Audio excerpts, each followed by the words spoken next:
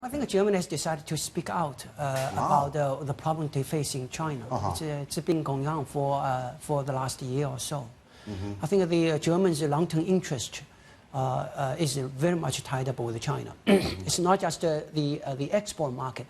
The German companies' profitability depends on China.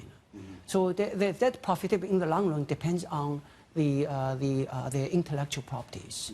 So this is where I think it's a very sensitive issue, because if the Germany loses its intellectual properties, it will not be a manufacturing powerhouse anymore. That's Germany's livelihood. It's getting worse, isn't it? I mean, foreign companies, you look at the American Chamber surveys, and they found over the years that the environment is getting worse and worse and worse for their companies. I mean, why do they let it get this way, or is it on purpose? Is this intentional on the part of China? Well, Chinese the development model, kind of a joint venture model, has failed. Basically, it has not helped the Chinese companies to develop technologies or brands and so forth. So the government is trying kind of go a step further to say you must share technologies. I'm not sure that works either. I think the issue is that you look at Japan and Korea, they have developed their own world-beating companies. And in a development span less than 40 years. China's development has been like 40 years. It has not one world-beating company.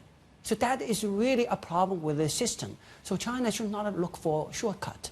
If you want to really do well in this world, you've got to have the right system. You've got to motivate your own people with the right incentives. What about Alibaba, Andy?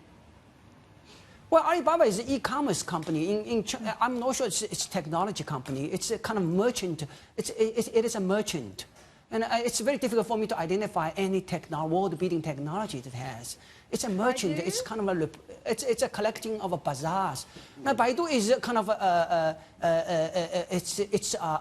it makes money from online gaming. Basically, it uses its stock as a currency. It's a high PE stock to buy kind of lower PE games and kind of injecting these assets. So this is kind of a stock injection story we have seen being repeated in here for a long time. But it's a financial thing.